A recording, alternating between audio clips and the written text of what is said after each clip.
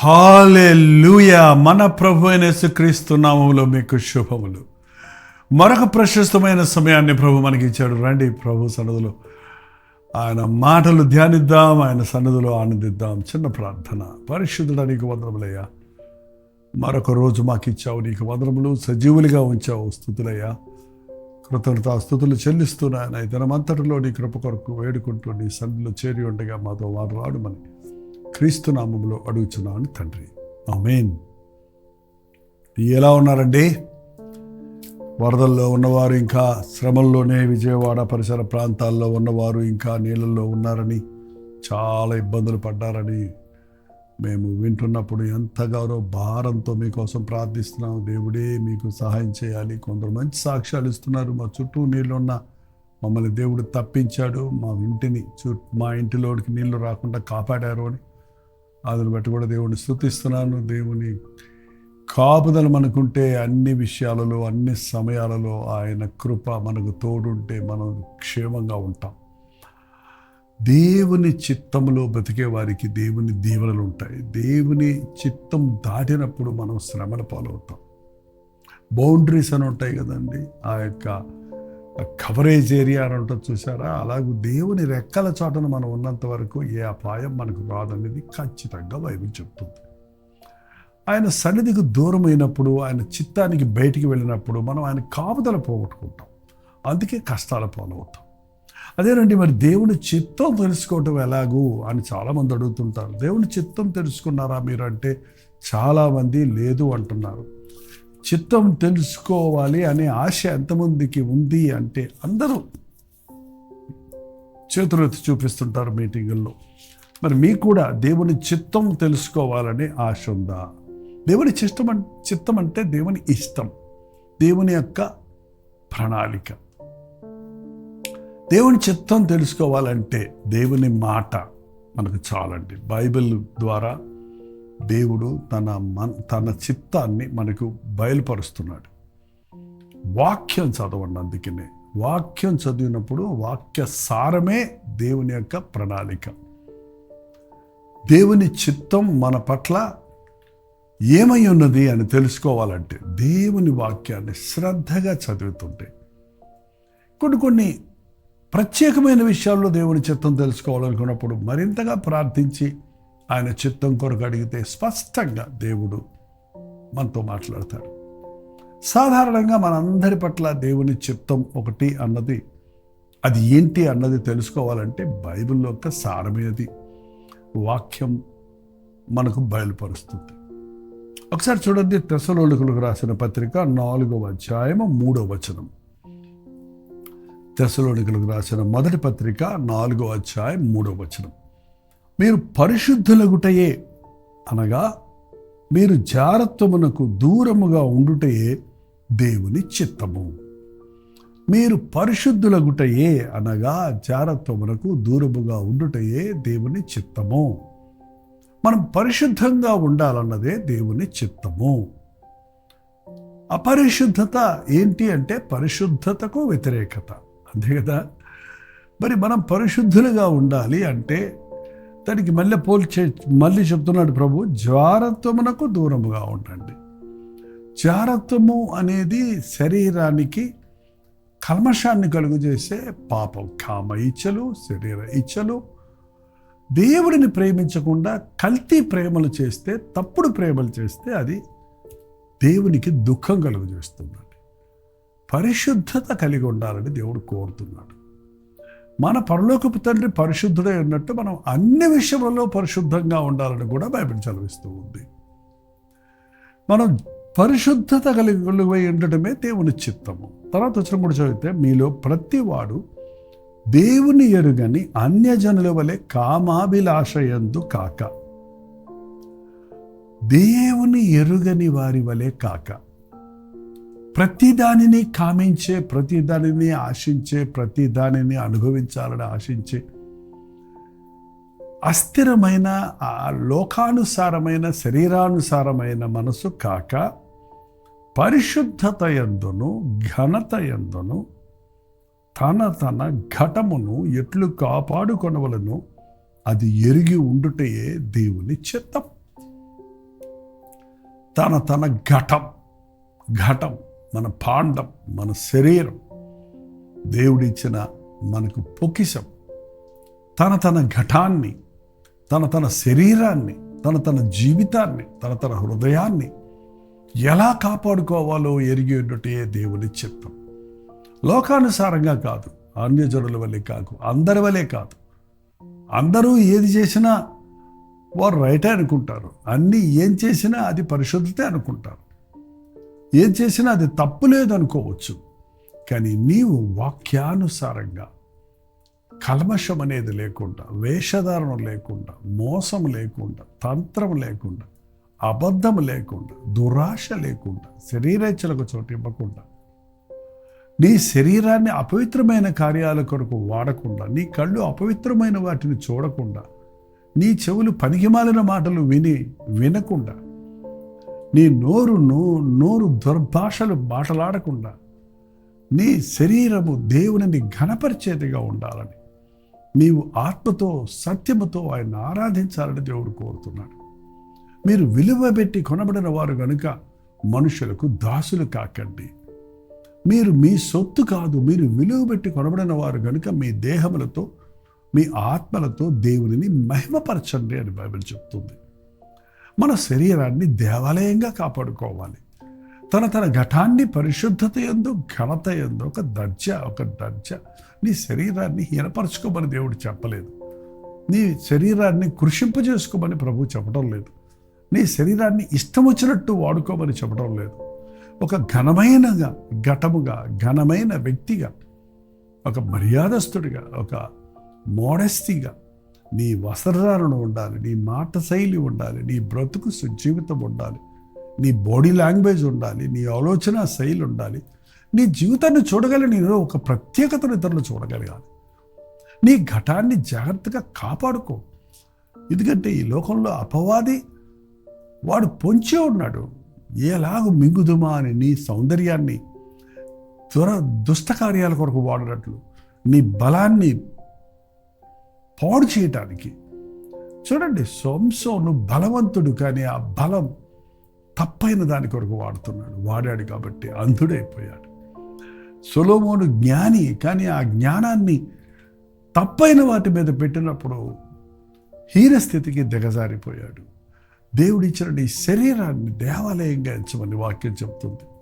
మీ దేహములు దేవాలయమైన అయి ఉన్నవని మీరు ఎరుగరా? ఎవరైనాను దేవాలయాన్ని పాడు చేస్తే నేను వారిని పాడు చేస్తాను అంటున్నాడు.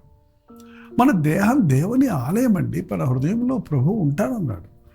మీ హృదయాంతరేంద్రియాలలో ఆయన నివాసం చేయాలని ఆశపడుతున్నాడు. నీ హృదయ సింహాసనం మీద ఆయనను అధిష్ఠించుకుంటే నీ జీవితం ఘనంగా ఉంటుంది, పరిశుద్ధతతో ఉంటుంది. ప్రభువును మనసు కలిగిన వారిగా, ప్రభు ఆజ్ఞానుసారంగా బ్రతికే వారిగా మనం ఉండగలుగుతాం.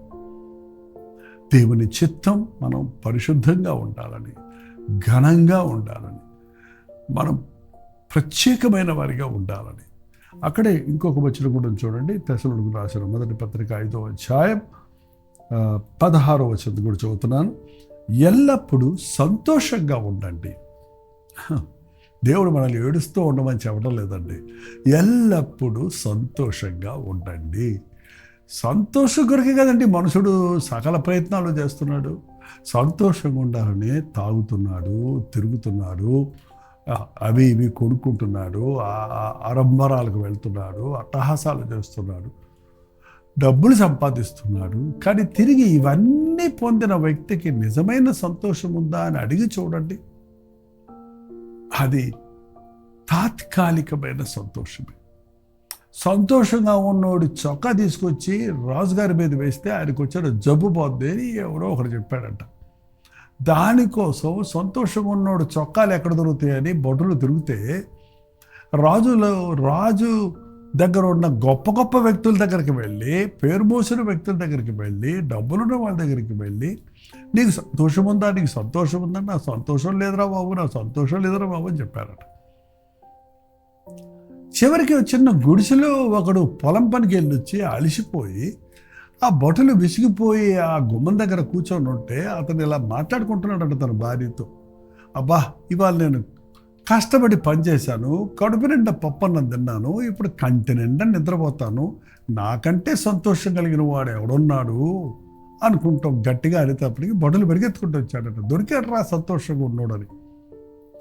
అతన్ని 2 చేతులు పట్టుకొని తొందరగా నీ చొక్కా ఎక్కడుందో ఈ రాజుగారికి కప్పాలి అంటే ఆ వ్యక్తి అన్నాడు, అయ్యా నాకు చొక్కే లేదు కదా అన్నాడట. చొక్కా లేకపోయినా సంతృప్తి ఉంది, అన్నీ లేకపోయినా పప్పన్నం తిన్నా కష్టపడ్డాడు సుఖంగా నిద్రపోతున్నాడు. ఇవాళ ఎన్నున్నా సంతోషం లేనివాడిగా మనుషుడు ఉంటున్నాడు. కారణం దేవుని ఆశీర్వాదం లేకుండా ఒకడు అన్నపానములు పుచ్చుకొని కంటి నిండా నిద్రపోలేడు అని కూడా సొలొమోను వంటి జ్ఞాని చెప్పాడు. ఎల్లప్పుడూ సంతోషంగా ఉండండి, ఎడతెగక ప్రార్థన చేయండి. అవునండి, మనం దేవుని కొరకు బ్రతకాలంటే ప్రార్థన ఉండాలి. ప్రార్థన అంటే దేవుని శక్తిని మనం పుంజుకోవటం అన్నమాట. ప్రార్థన ద్వారా మనం ప్రతి అవిశ్వాసపు ఆలోచనను తరిమివేయగలుగుతాం. ప్రార్థన ద్వారా సాతాను కుతంత్రాలను గ్రహించగలుగుతాం, అపవాదిని ఎదిరించగలుగుతాం, పరిశుద్ధంగా జీవించగలుగుతాం. అందుకే ఎల్లప్పుడూ సంతోషంగా ఉండండి, ఎడతెగక ప్రార్థన చేయండి, ప్రతి విషయంలోనూ కృతజ్ఞతాస్తుతులు చెల్లించండి. A spirit of gratitude. అన్ని విషయాలలో మీరు కృతజ్ఞత కలిగి ఉండండి. Be thankful. దేవ వందనాలు, దేవ వందనాలు, దేవ వందనాలని ఎన్నిసార్లు చెప్తారు ఒక రోజులో? ప్రభా నీకు వందనములయ్యా, నాకు జీవితం ఇచ్చావు, వందనములయ్యా ఆరోగ్యం ఇచ్చావు, వందనములయ్యా వరదలు వచ్చినా ప్రాణం కాపాడావు, వందనాలయ్యా సామాన్లు పోయినా నన్ను సజీవుడిగా ఉంచావు, వందనములైనా కీడు వచ్చినా నాకు మేలు చేశావు, వందనములైనా నష్టం వచ్చినా నాకు దీవెనిచ్చావు అని మీరు చెప్పగలిగితే అన్ని విషయాలు మేలైన కీడైన దేవుడినే స్తుతించడం నేర్చుకున్న వాడిని సాతాను ఏ విధంగానూ బాధ పెట్టలేడు. ఎడతెగక ప్రార్థన చేయండి, ప్రతి విషయంలోనూ కృతజ్ఞతాస్తుతులు చెల్లించుడి, ఎల్లప్పుడూ సంతోషంగా ఉండండి. సంతోషంగా ఉండడం దేవుని చిత్తం. ఆయనకు ప్రార్థన చేయటం అంటే ఆయన అడగటమే. నన్ను అడగండి మీకు ఇస్తా, మీకు ఏది ఇష్టమో అడగండి నేను ఇస్తా, నా నామంలో ఏమడిగినా మీకు ఇస్తా. దేవుని చిత్తం ఏంటంటే అడిగి తీసుకోవటమే, అడిగి పొందుకోవటమే, అడిగి అడిగి అడిగి అడిగి అడిగి ఊహించిన దానికంటే అత్యధికంగా ఇచ్చే ప్రభువునందు విశ్వాసం ఉంచటమే. ఇచ్చిన తర్వాత దేవుని ఇచ్చిన వాటిని బట్టి కృతజ్ఞతాస్తుతులు చెల్లించాలి. ఇది దేవుని చిత్తం. ఇలాగ చేయుట యేసుక్రీస్తునందు మీ విషయంలో దేవుని చిత్తం. ఇంతే కదండి, ఇలా చేయటమే దేవుని చిత్తం. ఎలా తన ఘటాన్ని పరిశుద్ధత ఎందు ఘనత ఎందు కాపాడుకున్నట్టు ఎరిగి ఉండుటే దేవుని చిత్తం. ఎల్లప్పుడూ ప్రార్థించడమే దేవుని చిత్తం. ఎడతెగగా ప్రార్థించడమే దేవుని చిత్తం. ఎల్లప్పుడూ సంతోషించడమే దేవుని చిత్తం. ప్రతి విషయంలో కృతజ్ఞతాస్తుతులు చెల్లించితే దేవుని చిత్తం. ఎందుకంటే కష్టమా? ఇది కష్టమా మీకు? ఇది చెయ్యండి. ఇది చేస్తూ వెళ్తుంటే దేవుని చిత్తంలో మనం బ్రతుకుతాం, దేవుని కాపుదలలో మనం ఉంటాం, దేవుని యందు ఆధ్యాత్మికంగా దీవించబడతాం, అన్ని విషయాలలో మనం వర్ధిల్లుతాం. స్తుతి కృతజ్ఞతల హృదయంతో దినమంతా జీవిద్దాం. ప్రతి విన్నపాన్ని దేవునికి ప్రార్థనలో తెలియచేద్దాం. ఏ పరిస్థితుల్లో ఉన్నా ఎవరూ తీసివేయలేని దేవునిచ్చే క్రీస్తుచ్చే సమాధానమును సంతోషమును మన హృదయంలో కాపాడుకుందాం. మన శరీరాలను ముఖ్యంగా దేవుని ఆలయాలుగా పరిశుద్ధంగా దేవునికి ప్రతిష్ఠించుకుంటాం. ప్రార్థన. పరిశుద్ధ ప్రేమగల తండ్రి, ఎన్నోసార్లు ఆయన మా జీవితాన్ని చిందరవందర చేసుకొని బాధలతో నింపుకొని, విచారాలతో నింపుకొని, దుఃఖముతోనే, విచారముతోనే, విసుగుతోనే, కష్టముతోనే బతుకుతున్నట్టు మా బ్రతుకుల్లో సాగుతుండగా నా పట్ల దేవుని చిత్తం ఏంటి అని పరిశీలిస్తే నేను సంతోషంగా ఉండాలన్నదే ఆయన చిత్తం. నేను ఆయన్ని అడిగి పొందాలన్నదే ఆయన చిత్తం. ఆయనకు స్తుతులు చెల్లించాలన్నదే ఆయన చిత్తం. నా దేహాన్ని పరిశుద్ధంగా కాపాడుకోవటమే ఆయనకు ఇష్టమని మేము గుర్తించిన ఆయన ఎవరెవరు ఈ సమయంలో ఎక్కడి నుంచి నీ మాటలు వింటున్నారో వారి దేహాలు దేవాలయాలని మరొకసారి నీకు ప్రతిష్ఠించుకుంటకు నీ చిత్తములో నడుచుచు నీ రాజ్య వారసులు మౌటకు ఒక్కొక్కరికి నీ సహాయం చేయమని క్రీస్తునామములో అడుగుచున్నాను తండ్రి. ఆమేన్. తండ్రి అయిన దేవుని యొక్క ప్రేమయు, కుమారుడైన క్రీస్తు యొక్క కృపయు, ఆదరణకర్త అయిన పరిశుద్ధాత్మ యొక్క సహవాసము కూడి వచ్చిన మనందరికీ ఇప్పుడు సదాకాలము తోడైనను గాక. ఆమేన్.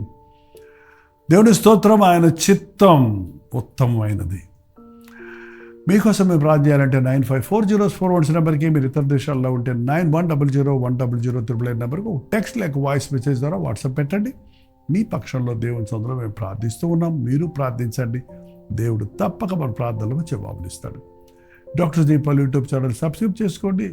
మీరు ఎక్కడెక్కడి నుంచి వీక్షిస్తున్నారో మీ పేరు, ఊరు, లైవ్ చాట్లకు వచ్చి టైప్ చేయడం గుర్తుపెట్టుకోండి. అలాగే మీరు ఇతరులకు షేర్ చేయటం, లైక్ చేయడం ద్వారా మరింత ప్రోత్సాహకరంగా ఈ పరిచర్య కొనసాగించడానికి మీరు సహకరించిన వారు అవుతారు. ప్రభుత్వమైతే మధ్యాహ్నం 3 గంటలకు హెచ్చరిక, అలాగే రాత్రి 9 గంటలకి లైవ్లో, జూమ్లో మళ్ళీ కలుసుకుందాం. అంతవరకు దేవుని మహాకృప మీకు తోడేడు గాక.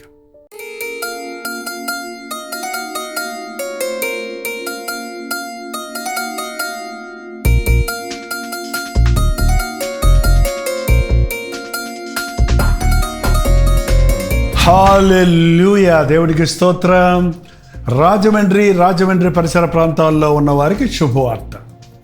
చాలా కాలమైంది రాజమండ్రి రారా అని మీరు అనేకులు అడుగుతున్నందున, రాజమండ్రి చుట్టుపక్కల ప్రాంతాల్లో ఉన్న మీకందరికీ అనుకూలంగా ఉంటున్నందున, ప్రభుత్వమైతే సెప్టెంబర్ 16వ తారీఖు 1 డే గెట్ టుగెదర్ను మీ కొరకు రాజమండ్రిలో సూర్య గార్డెన్స్లో ఏర్పాటు చేస్తున్నాం. రండి. ముఖాముఖిగా మిమ్మల్ని చూడడానికి, వ్యక్తిగతంగా మీకోసం ప్రార్థన చేయడానికి కూడా అవకాశం కలుగు చేయండి. దేవుని వాక్యాన్ని ధ్యానిద్దాం, ఆయన్ని ఆరాధిద్దాం, ఆధ్యాత్మికంగా దీవించబడదాం. మధ్యాహ్నం 2 గంటల నుంచి 6 గంటల వరకు, 6 గంటల నుంచి 10 గంటల వరకు 2 సెషన్స్ ఉంటాయి. మీరు 2 సెషన్లో ఉండగలిగితే చాలా సంతోషం. లేక ఏది మీకు అనుకూలమో ఆ సెషన్కు హాజరై ఆధ్యాత్మికంగా ఉజ్జీవించబడండి. చిరునామా గమనించండి. Surya gardens function hall, Jawaharlal Nehru road, Rajahmundry. ఇంకా విషయమే మీకు వివరాలు కావాలంటే 9884707779 లేక 9884807779 అనే నెంబర్లకు మీరు కాల్ చేయండి, లేకపోతే వాట్సాప్ పెట్టండి. 954041 నెంబర్కి కూడా మీరు వాట్సాప్ మెసేజ్ పెట్టవచ్చు. తప్పకుండా మీకు వివరాలు తెలియజేయబడతాయి. మీ స్నేహితుల్ని, బంధువుల్ని కూడా పిలుచుకోండి. రాజమండ్రి పరిసర ప్రాంతాల్లో ఉన్న మీరందరూ వస్తారని ఎంతో ఆశ ఎదురు చూస్తున్నాం. మనందరం కలిసి మన ప్రభునామాన్ని మహింపరుద్దాం. రండి, ఆశీర్వదించబడండి.